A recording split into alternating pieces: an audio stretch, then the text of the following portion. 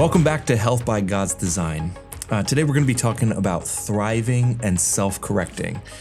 Now, when we're talking about thriving and self-correcting, what we're talking about is how to continue to run successfully, but also how to adapt when things don't go as successfully as we're planning, when we fail, when we mess up, when we take a step back while trying to move forward.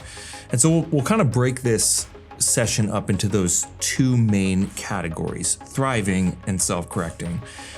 So when we talk about thriving, it's really important to understand what we mean by thriving. A lot of times we think of thriving as just doing really well, and especially, and we talked about this last time, in comparison to others. But I'm talking much more about thriving based on your actual design. Okay, thriving to the fullness of what God created you to live in and experience. And so it's really important to understand like what that means and really what it looks like. Thriving is being vibrant. It's really shining. It's being capable. It's being capable of doing the things that you set out to do. When we first started and we were talking about building kind of a roadmap towards health, what it would look like in your life, and setting these actual practical life goals that you would actually need to make changes to go do, thriving is really moving towards it and starting to see the fruit of doing that. So we talked very early about going through this 6-pillar self-assessment where you would identify areas of strengths and weaknesses according to those 6 pillars of health. This really is the groundwork for you to be able to understand how to thrive, because based on the understanding of how these 6 pillars are intertwined, that all 6 pillars rely on the other 5 at all given times to be able to function right. We talked about how mental acuity, you can't actually even think right unless your heart's right with your emotional state, what you believe is in right perspective with what God already created, intended, and declared. We need to make sure that we have a fully functional nervous system, and for us to be able to even think correctly. We can't have any chemical toxicity, because any chemical accumulation in the body that toxifies our body will interrupt our ability to think right. If we don't eat right, we're not fueling our brain. If we don't move our body and actually train our body in physical discipline, then it becomes very, very hard for you to be able to use the fullness of what your mind is capable of. So when we start to do those other 5 things, then our mental acuity gets right. And even as we test and try out the boundaries and push the boundaries of those other 5 pillars to better and better health, it gives us a better perspective of what our capability is. Sometimes when we're down in the trenches and we're feeling really low and we're wanting to move forward, it's actually hard to believe that we can be well, because our situation is proving that we're sick. But when we start to make a little bit of progress by putting effort into, let's say, nutritional saturation, we're starting to get our food right, nourishing our body right, and then we start to see things heal in our body or our energy go up, then we start to shift our perspective, and it becomes more aligned with the truth of the fact that our body is meant to be well. It is meant to be energetic.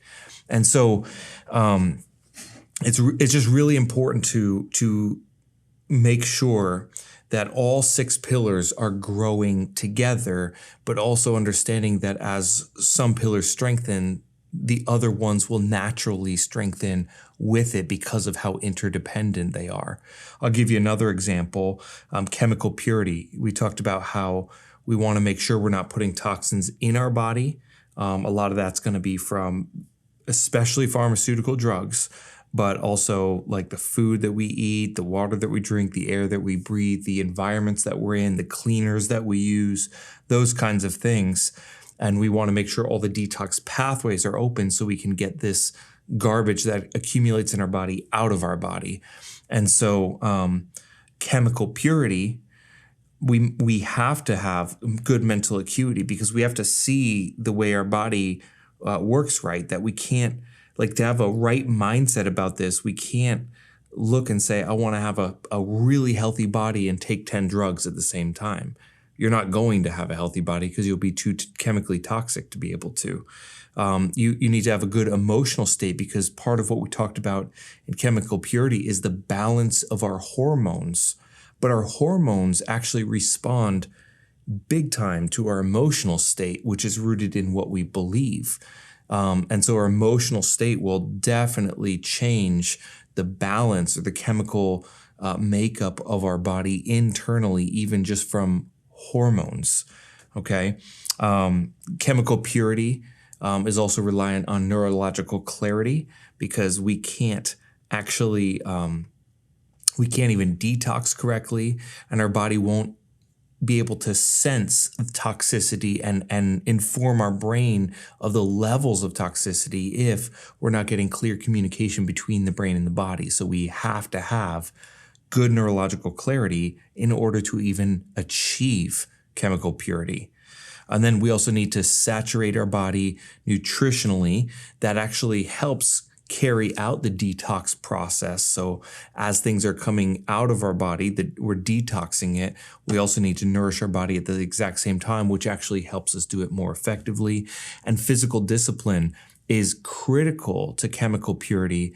And it's because physical discipline and training our body physically, it moves all the components of our body in ways that actually speed up and make more effective the detox process that's already present in our body. So these 6 pillars are just critically important to the overall, or the 5 pillars I mentioned are overall critical to the success of achieving chemical purity, and it's impossible to fully achieve it while the other 5 pillars are being basically crushed. So we talked about that 6-legged table. You have to keep that example in mind, that you want 6 strong legs because health rests on top of those pillars. And if the pillars are weak, the table can't support health. It is just not possible. So I say this, I know I've said this over and over, but I'm reiterating it literally because it is the foundation for thriving. It's how I think on a regular basis. How am I doing? I wonder why I'm not feeling that way. Honestly, 2 hours ago, I was feeling mentally like fried. I was tired. I couldn't think. I was even thinking about this presentation, and I could not clearly think about it. But I knew, I went through the checklist, everything. What do I need? What do I need? What do I need? I needed 10 minutes of quiet. I laid on my bed for literally 10 minutes. And just kind of put pillows over my ear. So it was pretty quiet because the kids were yelling in the house. And 10 minutes of quiet, laying on my back, allowing my blood to just circulate better to my brain because I was in a horizontal position. Like, I knew I ate well. I've been working out. I slept fine last night, and I slept long, actually. Everything else was fine. I just needed that. And so because I was able to think about it and be aware of my body, I laid down, got back up, and I was sharp after 10 minutes of just quiet rest, not even sleep. And so I know how to help my body thrive, but it came through a lot of trial and error to understand, how do I get there? I used to try energy drinks. They just crashed my body. Coffee doesn't really do it for me. In a lot of ways, it'll actually make me worse when I already feel like that. So we have to be able to do that. But another thing about thriving, and I hope you watched these sessions already about priorities and boundaries, very important that we have clear priorities in our life, relational priorities as well as personal goals in balance, and making sure that we're taking care of ourselves so that we can be the best for others, and then put the right people in the right place, including your relationship with the Lord, because if that's not in the right priority, everything else is going to collapse very, very quickly. Same thing with marriage priorities, children priorities, and then very close friends and family that are in your life. But they should be people that support you taking care of yourself in the deep ways, okay? The boundaries we talked about are guarding the things that are important to you. So part of thriving is being able to manage your schedule very well, right? Manage the boundaries of your life. And a lot of that has to do with managing your yeses and nos, saying yes to the things that are that are in line with what you are created for and with what will help you thrive, and saying no to the things that are a deterrent to the things that God called you to and the things that are important priorities in your life. And sometimes when we get those yeses and nos out of balance, that's when we start to go downhill. It starts to collapse our ability to thrive, because we let so many, we'll call them invaders. It's like foxes in the hen house. We let all these invaders into the close, important areas of our life, and they actually don't protect those boundaries. They'll pull on them and actually destroy them from the inside. And so it could be obligations, it could be work things, it could be extracurricular, volunteer time, things with church sometimes. I'm not saying don't volunteer for things like that. I'm just saying understand the limits of your yeses and nos, because you need to be a whole person for you to be most effective in the kingdom of God. It starts from the inside out. And that really leads me to one of the most important things that I have for you to help you thrive, and that's to always start from the inside out. Okay? Anytime that you're going to question, how am I doing? Right? If I ask myself the question, how am I doing? I'm always going to start from the inside of me out, from my heart to my thoughts, to my priorities and boundaries, which are an expression of my thoughts, and then the physical things that I'm doing, toxins coming in, making sure I'm doing things that get toxins out, making sure the nervous system is working, and then managing what I'm eating, or evaluating what I've been eating and planning on eating, as well as making sure I am making time to train my body, knowing that it will activate the rest of those 5 pillars when I do so. It's always from the inside out. When we get off track and we react to it, quickly jumping into, I'm going to do a diet plan, or I'm going to start exercising, and we get really aggressive but imbalanced with these 6 pillars. We put all our eggs in the physical discipline basket, or we put all our eggs in the nutritional saturation basket. We actually create an off-kilter experience of our health, and you'll end up deterring progress, because we're not putting in the right time to manage all 6 together and have them rise together. So always start from the inside out. And I can't emphasize this enough, because starting from the inside out, I think, is the number one thing that we've done, or not starting, let me put it this way, not starting from the inside out, I think, is the number one cause of discouragement in people trying to change their health. That we try, Jesus accused the Pharisees of this when he said, you wash the outside of the cup, but you leave the inside dirty. He was talking about their hearts versus what they wanted people to perceive them as, that they would do certain actions, dress certain ways, behave with certain behaviors, all so that people would be impressed with their life and their outward display of godliness. And Jesus was saying, I see straight into your heart, and it's filthy. It's just filthy. And so when we start to take a look at how to flip that around, when we start from the inside, we wash the inside first, and then we make the outside clean.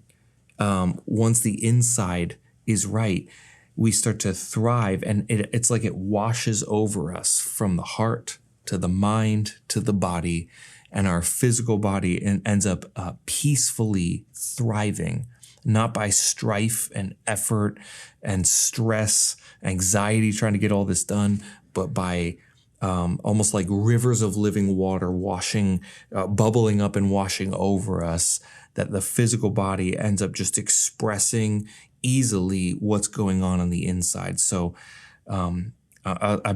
I'm saying this very emphatically, start from the inside out, and the outside will be right.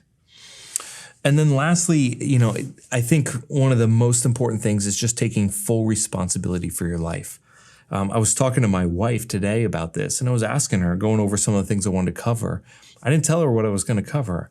I said, what I'm going to be talking about tonight is thriving and self-correcting, where, a lot of times people will make mistakes, or they'll run into roadblocks, or they'll feel like they fail. And I'm really trying to encourage them. What would you say would be something that's really important to help people thrive and correct themselves when they run into those failures? And the first thing she said was, we got to take full ownership over your life. Absolutely. She goes, if you don't do that, you're going to end up moving more towards like a victim mentality. And if you move towards acting or feeling or behaving like a victim, then you can never change it. The only way to change a problem that you're encountering is own it. Take full responsibility and ownership over it. And that's when you can start changing. And I just started smiling. I said, we have hit that so many times through this course, and we're going to hit it again tonight. But, it's so amazing, when you get to that place of taking full ownership and full responsibility for your life, that's when it starts to make changes dramatically. I always describe it as, a victim mentality is like locking yourself in prison while holding the key, complaining that you're locked in prison.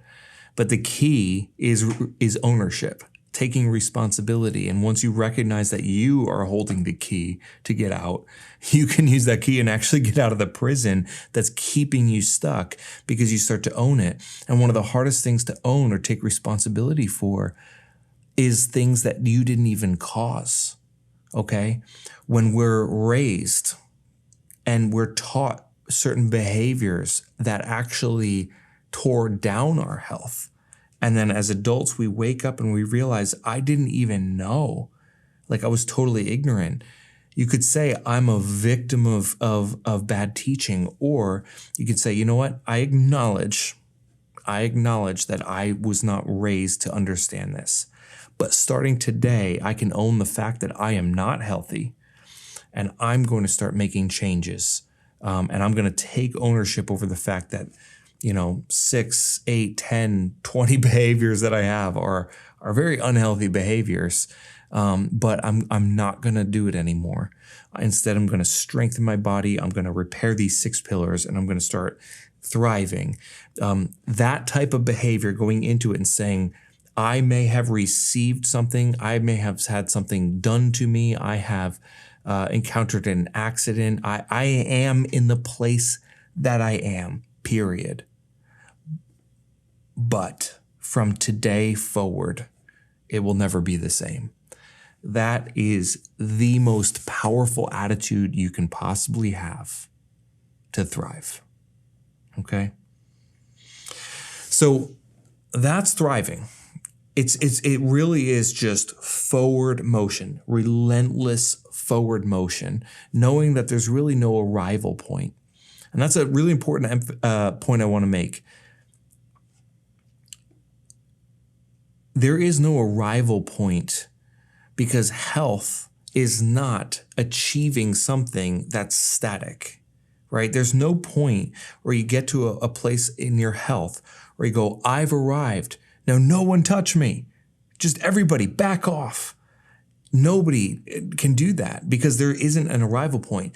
Perfect health is actually the ability to constantly change and adapt according to the things that you encounter. So today was rainy. Yesterday was hot and sunny. Okay. Tomorrow, if it was cold, right, my body has to adapt to weather changes.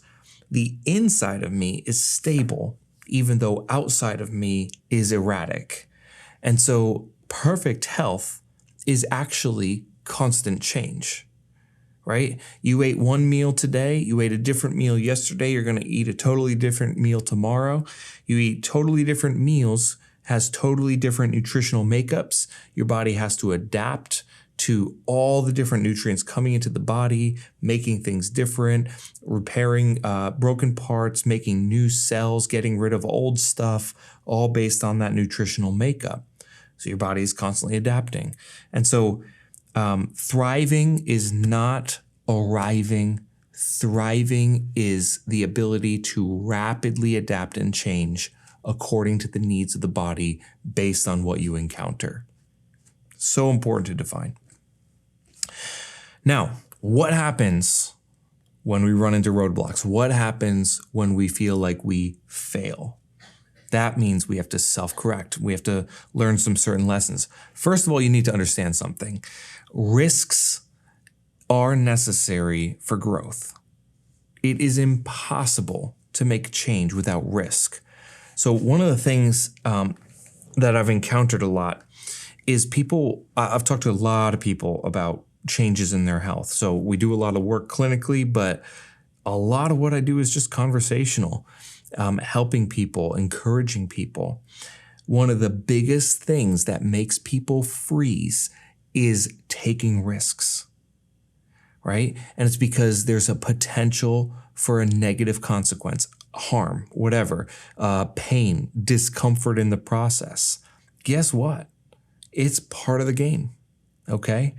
If you want a body that's healthier tomorrow than it is today, you're going to have to take some risks. You're going to have to try some things, and there may be discomfort along the way. One of the things I say most commonly is this. You can either live a life of avoidance or a life moving towards resilience. A life of avoidance is where if you identify something that has potential harm, you avoid it completely.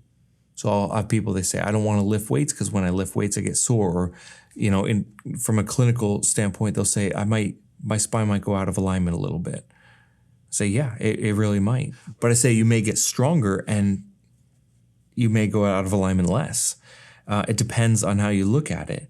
But if you continue, and I'll explain it just like this. If you continue to avoid what might cause harm, then you're going to avoid more and more and more. Because if you avoid a little now, your body's going to get a little weaker and it's going to get a little more vulnerable. And when it's a little weaker, more vulnerable, there's more things to avoid because now your body is not able to handle the risks of even more things, which is going to make you weaker and more vulnerable again. And it becomes this downward spiral that never seems to stop because eventually you just have to avoid everything. And you'll sit on a sofa, stare at a wall, not move your body, and then you're safe.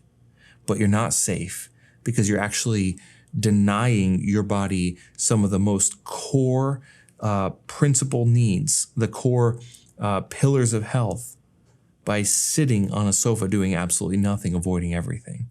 So you could do that if you want to, and you think you're going to be safe, but I promise you, you're going to end up in your own prison of avoiding everything, and the whole world is going to be risky. That's where the whole concept of a bubble boy comes from, right? Avoid everything, now I'm safe. While really you're getting more vulnerable the entire time. On the flip side of it is resilience. Resilience is saying, you know what? I'm going to take risks and I'm going to engage in activity that makes me a little stronger tomorrow and a little stronger the next day and a little stronger the next day. And your ability to resist or adapt to stressors increases over time. So it's like this upward spiral where every time you get a little stronger, you can risk a little more. When you risk a little more, you get a little stronger. Get a little stronger, you risk a little more, and it spirals upward. And you end up benefiting from building this incredible resilience in your body. So I always obviously encourage people to move towards resilience and not live a life of avoidance. But you have to accept the fact that risks are necessary for growth to be able to do that. The other thing you need to understand is mistakes are totally normal. Nobody knows everything. I don't know everything. I make mistakes constantly. So if mistakes, especially if you're afraid of making mistakes, and sometimes this comes from like things we learned growing up. Maybe we had really strict parents or grandparents, or we're in a school where there was just extreme strictness. No mistakes are allowed. sometimes trying to live a mistake-free life actually inhibits you from engaging in those risky activities that allow you to learn. So when you can start to see a mistake as a learning from the negative rather than the positive, that's when you're going to be able to grow. So mistakes are just trying something, and when you get feedback, you realize it was the wrong path. So if you have the choice of going left or right, you pick right, realize right's the wrong way, you got to go back and go left. It's not the end of the road, and it should not discourage you, because mistakes are a core component of the learning process. And a lot of people are fine with this, but I'm saying it so clearly because there are a lot of people, especially when it comes to health, that are trying so hard not to make any mistakes, even to the point where they're not willing to learn something new because it will point out their prior mistakes. Okay? Ultimately, that's pride. Okay? If you can't look at your own things and you want to kind of plug your ears, and hopefully that's not you because you've been going through this course, but when we plug our ears to not learn something new because the new thing will let us know that what we were doing was wrong, so we'd rather stay in ignorant bliss that's actually killing us than be willing to learn and observe and see the mistakes we're making in clear light. We paralyze ourselves by doing that. And so, again, going back to what we were talking about with thriving, in order to be able to understand and accept that fact that mistakes are a part of the process, you also have to have that ownership mentality, not a victim mentality. Ownership says, I will openly, clearly acknowledge when a mistake is made. I'm not going to hide it. I'm not going to hide it from anybody else. I don't need to. I'm not trying to impress anybody else. I'm trying to thrive. I'm trying to actually be a healthy person. I'm trying to recover my ability to serve God with all my heart and all of my body and all of my mind. So I'm willing to go through any process, even if it reveals terrible things, as long as in the end, truth is revealed. When you go in it with that attitude, I'm telling you, with that ownership mentality, it allows you to go ahead and move forward where it feels like a risky path, but on the other side of that is all the blessing that you've been hoping for. So consequences are natural in the process of learning. They're natural in the process of doing new things. Consequences come in both positive and negative forms. So when you work out, for example, if you engage in a very strenuous exercise, there's going to be consequences to that. One of them is you get stronger. That is a consequence. It is a very positive consequence. But you also might get very sore. So you're going to get stronger and sore, possibly tired, okay? But a few days later, possibly more energetic because your body is functioning better. And so you're looking at this and you have to say, okay, all these are consequences of my behavior. But in the end, the long-term consequences of what I'm doing are strength and endurance and energy at the expense of short-term discomfort and tiredness. So you weigh the risks with the benefits, realizing the risks are short, even though they're uncomfortable, but the long-term ones are wonderful. And so we call that a risk-benefit ratio, right? But there's no number attached to it. So it's just looking at it and saying, are you willing to go through the risks and the discomfort for the long-term benefit? And if you're willing to do that, you're going to experience some incredible changes in your life. Let me give you another example of this. If you've been taking a medication that's been masking symptoms, let's just say pain meds, right? If you're willing to strengthen and help heal your body by getting these 6 pillars intact, let's say your body's been hurting because it hasn't been functioning well. If you stop taking pain medications, yes, you probably will experience pain, at least for a little while. Maybe not. Maybe you're able to get some things like functioning better right away and the pain stops right away. I've helped people through that. They don't even need the pain meds because their body doesn't hurt. But there's a risk, there's a chance you'll feel pain. You'll also have a risk and a chance of having a cleaner body that's less toxic, a better functioning mind, more energy in your body, right? A lot of times pain medications mess up your digestive tract, so your digestion will improve, which means you'll be better nourished, okay? You may go through a little bit of a detox withdrawal, depending on how long you've been on the drugs, but the end benefit of being off the detox is actually a less toxic body, okay? So you weigh the risks over here with the benefits, and whether you do it quickly or slowly, if you rebuild these 6 pillars, the chance of you needing a pain medication is very low, okay? And I'm saying this pretty broadly because I know a lot of people are in a lot of different situations, everything from way down the road of their body breaking down to somebody who's just been uncomfortable for a while. But I know that your body thrives best without those medications. And so if you're willing to take the risk of moving in the direction of getting off these things, you're going to be able to experience the benefits over here. Are you willing to? It's a big question, okay? So consequences of normal. So when we self-correct, we talked about thriving, but self-correcting is being able to look at this openly and honestly, looking at this pillar of health, chemical purity, and assessing what we're doing to ourselves and saying, am I willing to correct these long-term wrongs, move my body in a direction where it gets healthier? If it gets healthier, it doesn't hurt as much. If it doesn't hurt as much, I don't need the pain meds. So I'm making a decision today that I'm going to be a pain med-free person.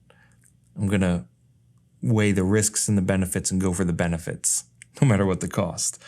That's part of self-correcting is changing our behavior and an attitude towards saying, I'm willing to go for the gold here. I'm willing to go and at the length, the distance it takes to actually achieve what my body is capable of living in.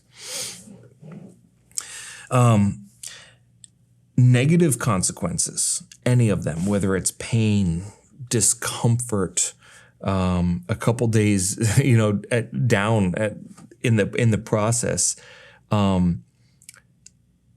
Let me give you another one. A negative consequence could be this: having things going on in your heart that you weren't even willing to look at. So not only were you not willing to tell other people about things that you've been struggling with, suffering from inside, in the places people can't see, but you've even gotten to the point where you won't look at it. So you put these little closets in your heart, these little doors with very, very intense locks on it, and you stuff these things deep, deep down in your heart. If you're willing to open that door and start to look in those places that have hurt the most, that have caused the most grief, the most pain, the most shame, the most guilt, if we're willing to open that door again, and especially invite God to be with you in that place, when you open that door, don't be surprised if it often comes with pain. The deep kind, the kind that grieves our heart. But being willing to look at, it might cause pain. It might make me uncomfortable. I don't like looking at it. But in that place that God will meet me there, I can be healed, set free, delivered, restored. I can walk in wholeness in an area I used to have shame. And you look at that risk benefit, when the benefit is all based on the promises of God, and we trust him enough to say, you're faithful to your word. If you said it, I can believe it. And if you say that I can bring all the things in my heart, all the things that I'm ashamed of, that I feel guilty of, I can come to the throne of mercy, the mercy seat, and I can bring that before you. And in exchange for the life I had, the things I had, the heart I had, the experiences I had, in exchange for that, I get to receive a new life in you, being totally born again with a totally new life. When we start to look at that, the risk benefit of trusting God, everything is in favor of trusting God. And so, yeah, we may look at those things and say, I don't want to go there. I don't want to look at it. I don't want to feel that. I don't want to experience that.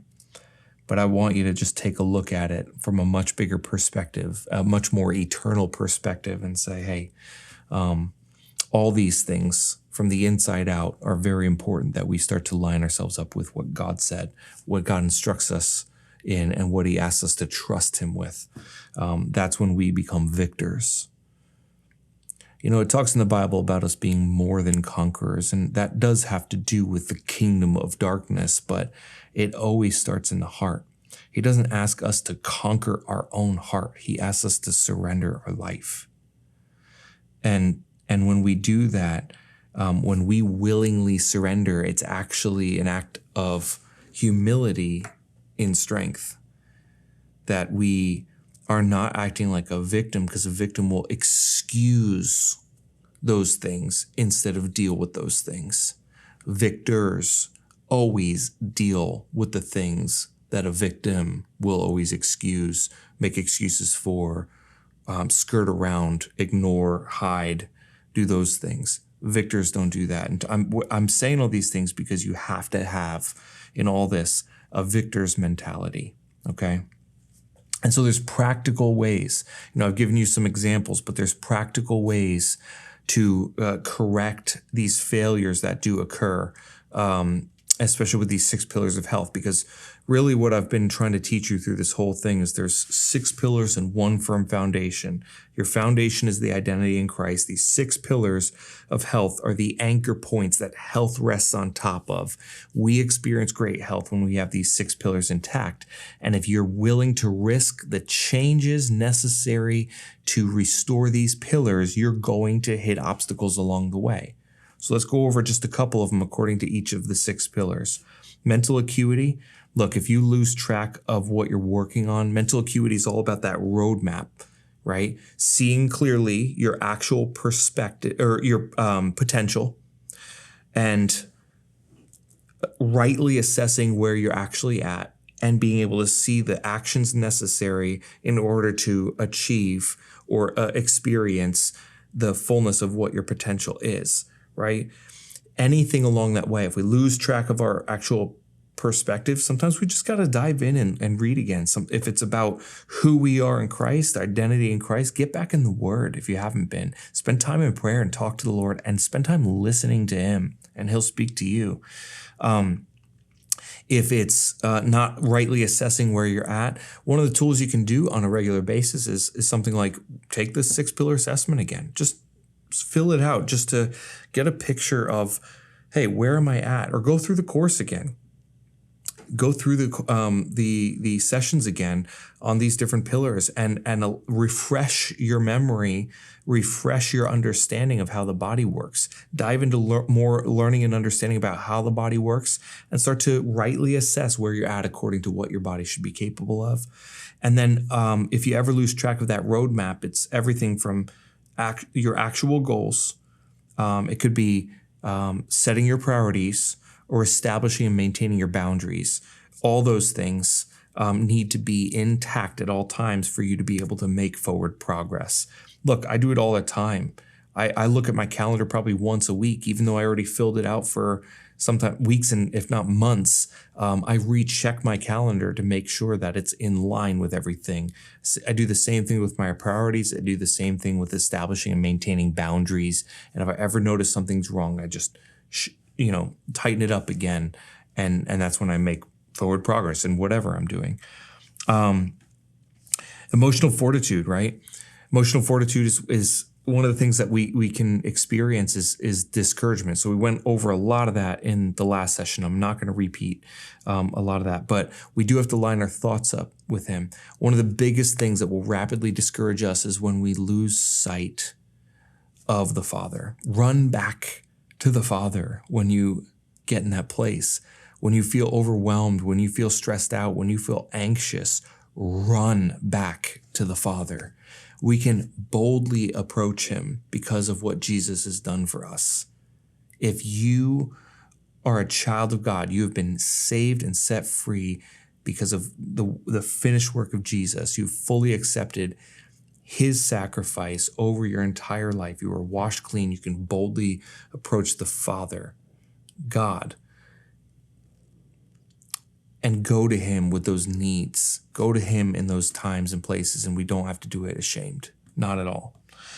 But the other thing is this. Sometimes we also just lose that grit, that discipline. So there's times you just need to dig in your heels. Your thoughts are right and everything. You're just getting lazy. I'm just being serious. Dig in your heels. Keep your heart open. Don't grit your teeth and close yourself off. Keep your heart wide open, but dig in your heels and work and shine. Shine in the midst of chaos. So when things feel crazy around you, they should be stressing you out, shine anyway, okay? That really is the only thing you can do. It is a choice. And I'm telling you, if you make choices, even if your emotions are saying to run the total opposite way, everything's a failure, everything feels messed up, everything is falling apart, you feel like you're losing your mind. In that time, in that place, that's when you have to just say, I choose, and I'm moving forward anyway. Every emotion is way over here. A great way of putting it is emotions make terrible engines and great cabooses, right? They are terrible at leading your life, but it's a great thing to experience the emotion that follows the decisions you're making when your decisions are right. Because when you make right decisions and move forward in that, you'll notice that the caboose of your emotions ends up being really nice because you're making your life fruitful, and fruitfulness is a wonderful feeling, okay? When we just try to satisfy things around us, when we try to self-soothe without making the right things right, the inner things right, that's when we end up driving our life into misery because we make decisions on our emotions. And when our emotions are wrong, our decisions are terrible. So make your decisions your engine and your emotions your caboose. Neurological clarity. Look, one of the clearest things we talked about is there's two really main ways, three things that can interfere with neurological clarity, that can cause neurological interference. One is a mechanical interference. That's when there's some sort of a pressure, some sort of something that interferes with the actual nerve signals between the brain and the body. You have to get that removed. So if at any point you're noticing that all these other pillars are working great, but it's almost like totally out of your control. It feels like your body just will not behave, even though the other stuff is right. A lot of times that's just nerve interference. So even though the mind is right and the heart is right, the body cannot carry out those functions. We use the example of Christopher Reeve. I think Christopher Reeve fell off a horse, broke his neck, severed his spinal cord. So he was eating right. He had a great attitude, even after he broke his neck and was paralyzed, but he was stuck in a wheelchair. His body wouldn't work, and it's because he didn't have any nerve signals. So he was encouraging other people. He was inspiring other people. He had an amazing attitude from the inside out. He literally lived life in an amazing way from a wheelchair, but his body still didn't work because he didn't have nerve signals. So you have to have clear nerve signals. You can have chemical interference. So if your body's really toxic, and especially if you're taking a lot of pharmaceutical drugs, those are literally designed to interfere with nerve signals between the brain and the body. And so it can interfere with that clarity. So you got to get the interference out of your body, okay? And the last one is if you're in a really dull environment, you can actually desensitize your body. It's basically a sensory deprivation. Your body needs sensory immersion. So sometimes one of the best ways to get back on track with that is go for a walk in nature. Like go to a park and go for a walk, and you'll quickly immerse yourself in the light, the sounds, the wind, the movement of your body, and it wakes up your brain in a really healthy way, and it resets it, and it reminds you what it's supposed to feel like when we don't have that deprivation, which shuts down our brain.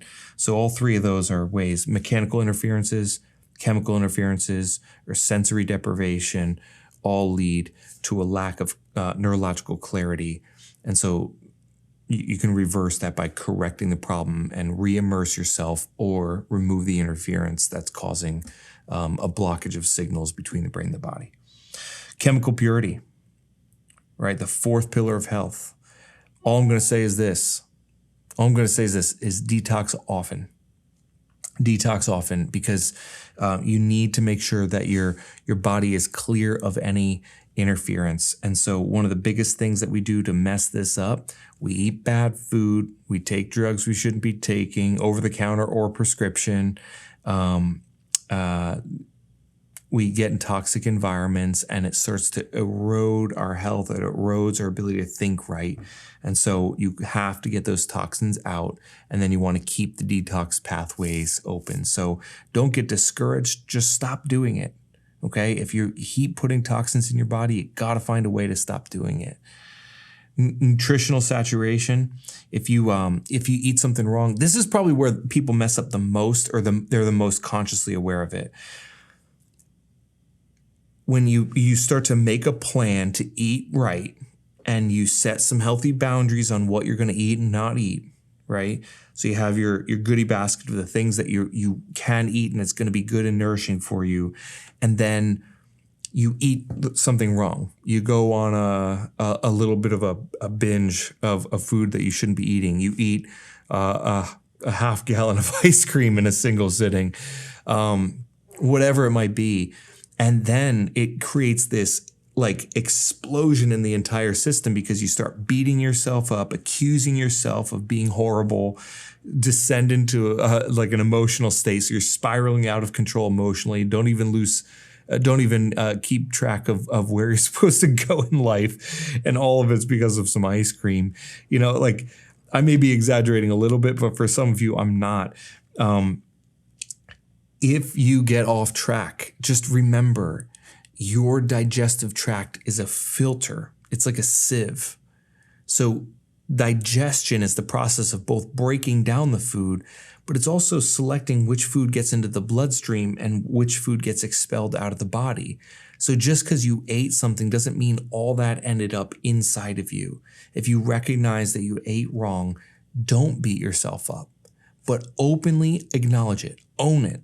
Own the fact that you chose a bad thing. You made a bad choice, but don't beat yourself up on it. Instead, sit for a second, put those emotions to the side for a second, and then make a decision that's right.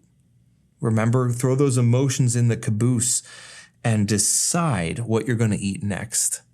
Instead of spiraling emotionally out of control, telling yourself you broke the whole diet, got to start over, you don't want to tell your friends, you don't even want to look them in the eye, all because of the ice cream. Like it, you just have to decide. And so I hope you're starting to see these things get tied together, that like when we mess up emotionally, it can drive us to mess up nutritionally. When we mess up nutritionally, it can cause us to mess up emotionally. We can lose that mental acuity. We stop remembering like how we're built to work. We forget that our body can filter these things out and detox. I just want you guys to get on solid ground so bad. So if you end up making a mistake, we'll call it a mistake, a bad decision, own it, change it, and decide logically, not emotionally, what you're going to do next to make your body stronger for tomorrow. Okay. And lastly, let's talk physical discipline. I would say then there's two main things that typically discourage people and that they need to correct with physical discipline. The first is making a plan and not keeping it. That's usually a failure of both your priorities and your boundaries. Okay. Because you need to make a decision and then move forward with it, knowing that if you are consistent with being physically disciplined, your body will end up getting stronger, healthier, build your endurance, and you'll be more energetic. But the second is when they exercise and then they experience pain, whether it's soreness and discomfort from growth Or sometimes when there's little injuries, right? Sometimes we'll actually strain a muscle and it'll hurt for days. That's a legitimate injury. It doesn't mean that you should not exercise, because then you're moving into that avoidance perspective. Instead, you have to understand that your body is capable of healing. It's very good at healing, actually, and that we need to build resilience. So if we were injured by that exercise, maybe we need to drop down the intensity. If it was weights, maybe we drop down weights, but not for long, a few days. So we may rest a couple days so that our body can heal, and then we re-engage in those activities. We make sure the other pillars are intact, because we want to make sure we weren't injured because of that. And then we ramp right back up to where we were and then try to grow stronger again. Okay? Anybody who's been through intense training, I've been through boot camp. That one, gosh, every day hurt. It didn't mean we were doing something wrong. It just meant that we were growing. And there were some obstacles. There were times where I was straining muscles. I sprained my ankle right in the middle of boot camp. I actually kept training right through it.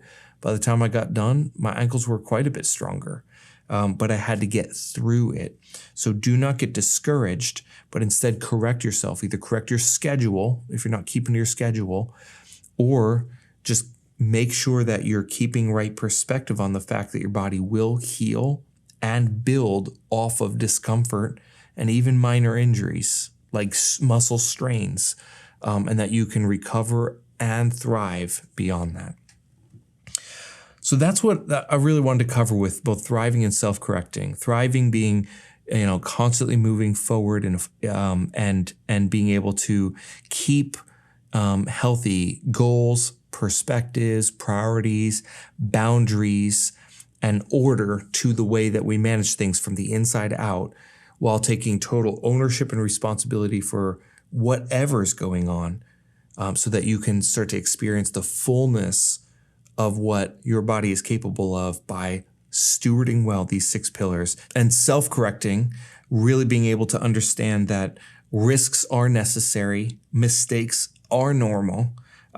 We need to take responsibility for our own failures. Consequences are natural, both positive and negative consequences.